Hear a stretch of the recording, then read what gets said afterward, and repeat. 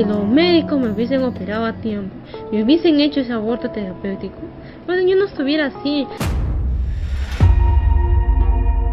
LC vive atada a una silla de ruedas y no podrá volver a caminar nunca, porque hace 16 años los médicos de un hospital del Callao se negaron a operarla para corregirle una grave lesión en la columna, porque para ello hubieran tenido que sacrificar al feto que llevaba dentro, producto de una violación, practicándole un aborto terapéutico que no se dio.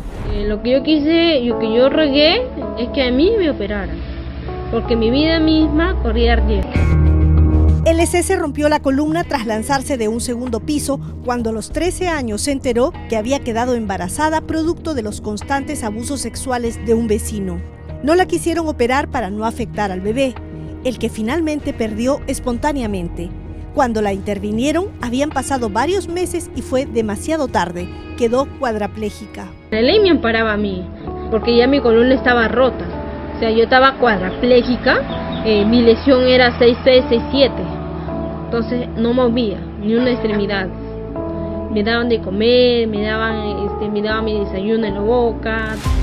El dramático caso de LC es solo uno de los tantos en los que el aborto terapéutico legalizado desde 1924 se deja de lado por parte de las autoridades sanitarias, como pasó recientemente con el caso Mila, la niña de 11 años violada en Iquitos, a quien una primera junta médica le negó ese derecho, aunque ante la polémica desatada se rectificó el camino.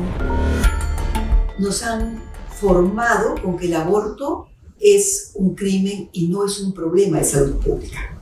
Y la ley lo dice de una manera totalmente clara, para evitar un riesgo de daño grave y permanente. Susana Chávez, obstetra y directora de PROMSEC, asegura que el embarazo a temprana edad es un verdadero riesgo. Está totalmente establecido que ni su espacio, digamos, de la cadera que ofrece para la base de la cabeza o su propio tejido muscular está en condiciones suficientes para aguantar, porque se trata de un cuerpo absolutamente inmaduro. La guía técnica para el aborto terapéutico se aprobó en el 2014 y permite la voluntaria intervención quirúrgica a mujeres con menos de 22 semanas de gestación cuando esté seriamente comprometida su salud. En el caso de las niñas, sí es bien importante decir que más allá del tema de la violación, el solo hecho de tener menor de 15 años ya es un riesgo. Por lo tanto, sí debería aplicar el aborto terapéutico.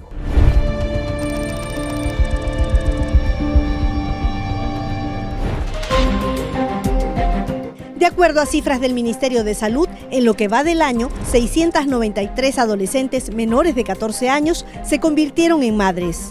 Preocupante estadística que pone en jaque al Estado, que ya ha sido denunciado 2 veces por el Comité de Derechos Humanos de las Naciones Unidas, en el 2007 por el caso LC, quien quedó cuadraplégica, y en el 2017 por el caso Camila, una jovencita de 13 años violada por su propio padre, a quien no solo no se le permitió el aborto terapéutico, sino que fue procesada.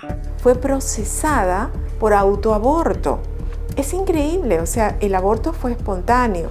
La prueba está en las historias clínicas en este hospital donde fue atendida.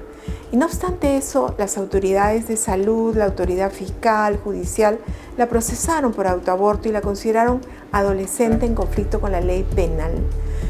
A Dios gracias, la sala revisora revocó esta condena y efectivamente la absolvió.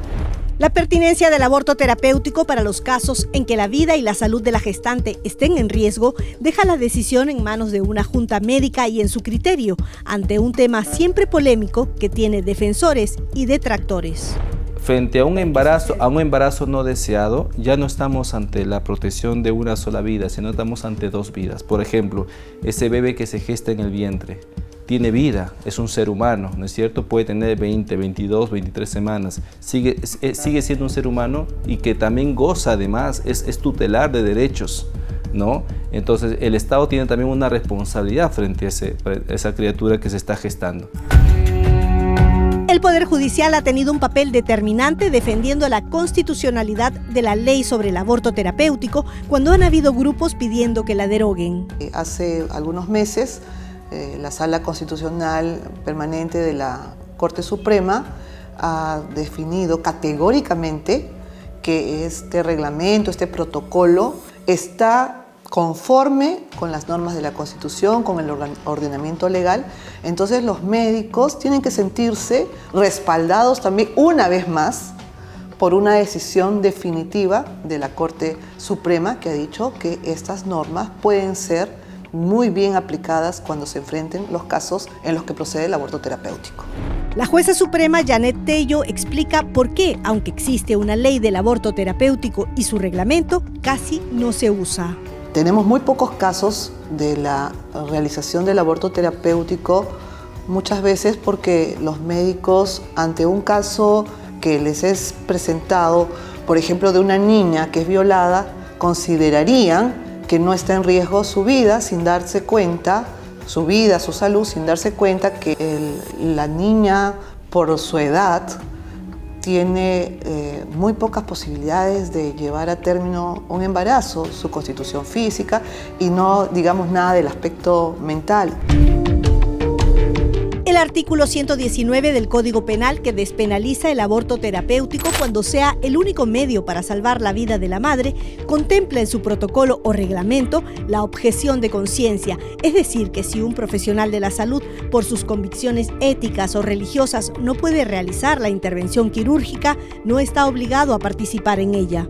Un tema polémico al que hay que poner atención a juzgar por la alta incidencia de embarazos adolescentes productos de violación.